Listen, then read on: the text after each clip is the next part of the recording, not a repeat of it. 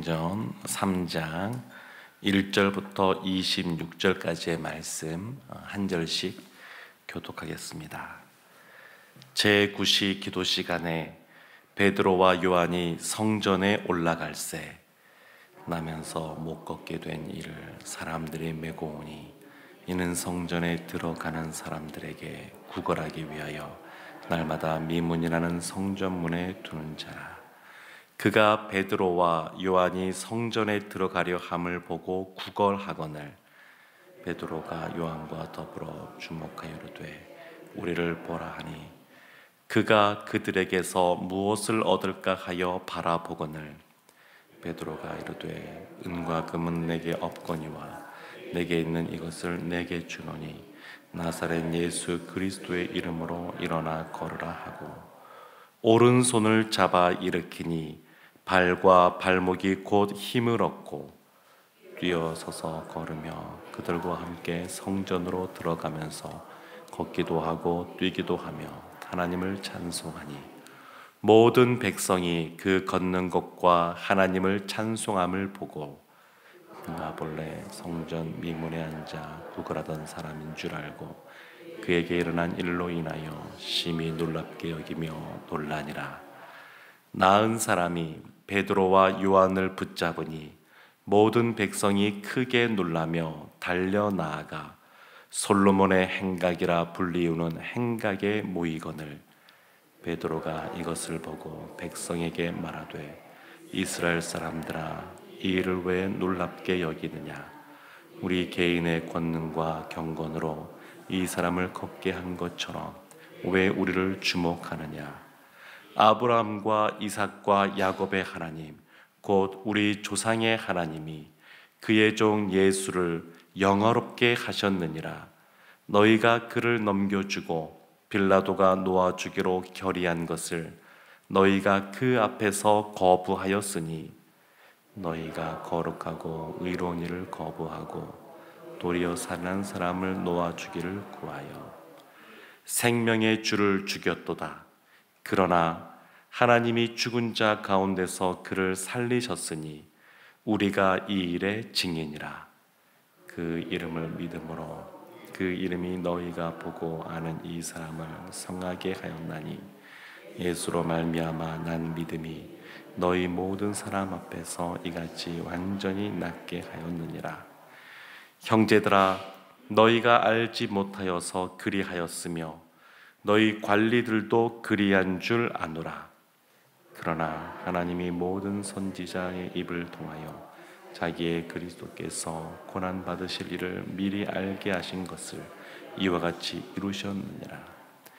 그러므로 너희가 회개하고 돌이켜 너희 죄 없이 함을 받으라.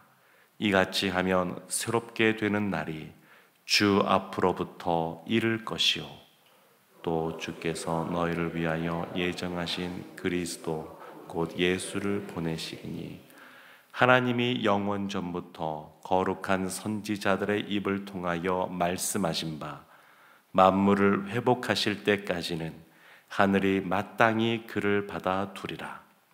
모세가 말하되 주 하나님이 너희를 위하여 너희 형제 가운데서 나 같은 선지자 하나를 세울 것이니 너희가 무엇이든지 그의 모든 말을 들을 것이라. 누구든지 그 선지자의 말을 듣지 아니하는 자는 백성 중에서 멸망받으리라 하였고 또한 사무엘 때부터 이어 말한 모든 선지자도 이때를 가리켜 말하였느니라. 너희는 선지자들의 자손이요 또 하나님이 너희 조상과 더불어 세우신 언약의 자손이라. 아브라함에게 이르시기를 땅 위의 모든 족속이 너의 씨로 말미암아 복을 받으리라 하셨으니 하나님이 그 종을 세워 복 주시려고 너희에게 먼저 보내사 너희로 하여금 돌이켜 각각 그 악함을 버리게 하셨느니라. 아멘. 베드로 사도와 요한 사도가 오늘 1절 말씀에 보면 제9시에 기도하러 성전에 올라갔습니다. 유대인들은 하루에 3번씩 정해진 시간에 기도를 하곤 했는데 그 시간에 맞추어서 기도하러 성전에 올라간 겁니다. 우리는 종교개혁 이후에 어떤 형식에 대해서 굉장히 경계를 많이 합니다. 그래서 그냥 우리가 하나님 앞에 나감에 있어서 기도도 그렇고 유대인들처럼 이와 같이 시간을 정해서 나가는데 그것이 형식화되는 것에 대해서 종교개혁자들이 굉장히 경계를 했고, 그 영향 때문에 우리도 여러 가지 신앙생활의 어떤 형식화나 유혹에 빠질 수 있는 것들을 참 많이 경계하며 살아갑니다. 근데 때로는 그것이 너무 흐트러져서 늘 시간을 정하여 하나님 앞에 나아가는 것이 필요하는데 형식화 될까봐 라고 하면서 오히려 기도하지 않는 모습이 우리들 가운데 나타날 때도 있습니다. 그래서 시간을 정하여 나간다고 하는 것, 지금도 제자반 하시는 분들이 그렇게 하실 텐데, 훈련이라고 하는 차원에서 보게 되면 시간을 정해서 하나님 앞에 나가는 것 굉장히 큰 유익이 있습니다.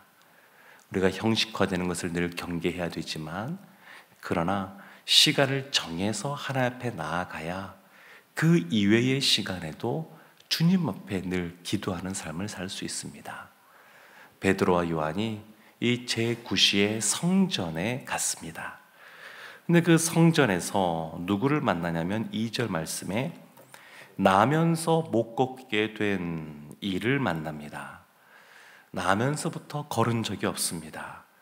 근데 이 사람을 다른 사람들이 불쌍히 여겨서 그 사람을 둘러매고 미문이라고 하는 아름다울 미자거든요. 아름다운 문이라고 일컬어지는 그 앞에 이 사람을 데려다 주는 겁니다. 그러면 이 사람이 구걸을 하게 되고 그 구걸한 것으로서 먹고 살아갈 수 있게끔 늘 사람들이 이 나면서부터 걷지 못한 사람을 성전 미문 앞에 데려다 놓았습니다. 근데 이 예루살렘이라고 하는 이름, 샬롬의 도시, 이 평화의 도시, 거기에 성전에 있는 미문, 아름다운 문, 평화롭고 아름다운 그곳에 어울리지 않는 것 같이 보이는 나면서부터 걷지 못한 사람, 그 사람이 그곳에 앉아 있었습니다. 그런데 베드로와 요한이 기도하러 성전에 들어갈 때 이 사람이 구걸을 합니다. 근데 4절 말씀 보면 이런 말씀이 있습니다. 베드로가 요한과 더불어 주목하여로되 우리를 보라. 그러니까 베드로 혼자가 아니라 요한과 함께 더불어 함께 주목하여 본 겁니다. 우리가 신앙생활에 가면서도 이와 같이 더불어 함께하는 사람이 있다는 것 큰 복입니다. 근데 지금 이 베드로가 요한과 더불어서 보고 있습니다. 더불어서. 그러면서 아주 유명한 말을 합니다. 6절 말씀에 이렇게 말합니다. 베드로가 이르되 은과 금은 내게 없거니와 내게는 이것을 내게 주노니 나사렛 예수 그리스도의 이름으로 일어나 걸으라. 너무 유명한 말씀이죠. 은과 금은 내게 없지만 내게 있는 것으로 내게 준다. 그러면서 나사렛 예수 그리스도의 이름으로 명하노니 너는 일어나 걸으라. 이렇게 말을 했습니다. 사실은 예수님께서는 이전에 여러 번에 걸쳐서 내 이름으로 구하면 내가 너에게 주겠다. 그런 말씀을 하셨습니다. 요한복음 14장 14절도 보면 내 이름으로 무엇이든지 내게 구하면 내가 행하리라. 그렇게 말씀하셨습니다. 그러니까 예수님의 이름에 권세가 있습니다. 모든 하늘과 땅의 권세가 예수님에게 있기 때문에 그 예수님의 이름에도 권세가 있습니다. 예수님께서 내 이름으로 구하면 내가 주겠다 말씀하셨고, 베드로와 요한이 담대하게 그 예수 그리스도의 이름을 의지하여서 그 태어나서 한 번도 걷지 못했던 그 사람, 그 사람이 벌떡 일어설 수 있게 그에게 선포합니다. 그랬더니 그가 이제 발과 발목에 힘을 얻고 8절 말씀에 보면 뛰어서서 걸으며 그들과 함께 성전으로 들어가면서 걷기도 하고 뛰기도 하며 하나님을 찬송하니, 한 번도 걷지 못했던 사람이 걷기도 하고 뛰기도 합니다. 나사렛 예수 그리스도의 이름으로 명했더니 이와 같은 일들이 벌어졌습니다. 근데 여기에서 사람들이 보이는 반응이 있습니다. 10절 말씀에 이렇게 말합니다. 그가 본래 성전 미문에 앉아 구걸하던 사람인 줄 알고 그에게 일어난 일로 인하여 심히 놀랍게 여기며 놀라니라. 심히 놀랐습니다. 사도행전 2장 말씀에도 보게 되면 오순절 성령 강림 사건 이후에 그들 가운데 120명 성도 모두에게 성령의 충만함이 임하고 그들이 방언의 은사를 받아서 다른 나라 말을 하기 시작합니다. 그때 사람들이 반응이 무엇이었냐면 놀라는 것이었습니다. 기이 여기는 것이었습니다. 그것과 똑같은 표현이 지금 여기 또 나오는 겁니다. 똑같은 표현입니다. 여기서도 보면 심히 놀랍게 여기며 놀라니라. 사람들이 깜짝 놀라는 겁니다. 깜짝 놀랍니다. 그리고 아주 이제 우리가 예상되는 반응이 이제 나오게 되는데 11절 말씀 보면 이 나은 사람이 베드로 요한을 붙잡으니까 사람들이 막 몰려들기 시작합니다. 막 몰려들었습니다. 어제 작년 몽골 선교 여행팀 모임도 있었고 청년 캄보디아 선교 여행팀 모임도 있었는데, 근데 뭐 선교 여행 가면 이제 여러 가지 선물도 준비해 가고 또 그런 걸 나눠준다 그러면 사람들이 모이기도 합니다. 또 그들이 좋아하는 맛있는 음식을 만들어서 함께 나눠 먹읍시다 그러면 사람들이 이게 모이기도 합니다. 근데 그거보다 사람들이 더 많이 모이는 경우들이 있는데 나사렛 예수 그리스도 이름으로 명하여서 그곳에는 환자들이 낫는 겁니다. 실제로 선교지에서 많이 일어납니다. 그러면 사람들이 막 몰려듭니다. 근데 막 몰려들 때 그때 어떻게 해야 될까요? 복음을 전해야죠. 그때 복음을 전하는 겁니다.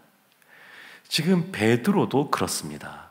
베드로도 12절 말씀에 보면 이렇게 나오죠. 베드로가 이것을 보고 백성에게 말하되 이스라엘 사람들아 이 일을 왜 놀랍게 여기느냐?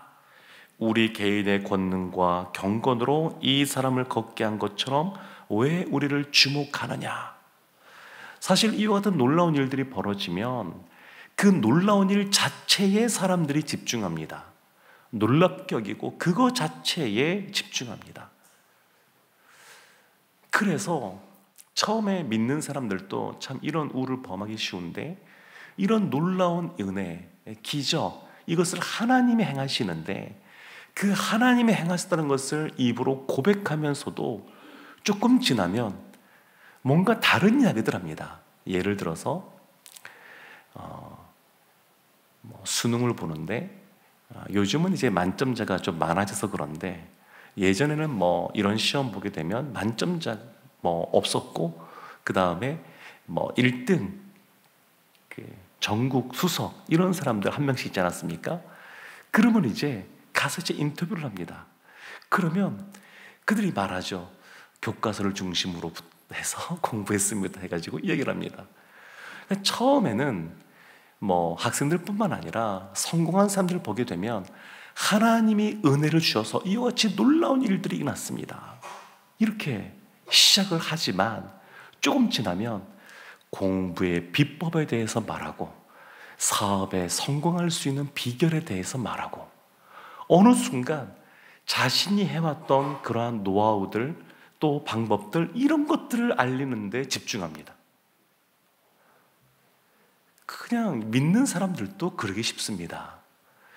하나님이 이런 은혜를 주었습니다. 그렇게 말을 하지만 실제로는 시간이 지나면 지날수록 주님은 뒤로 가고 자기 자신이 돋보이는 경우가 아주 많습니다.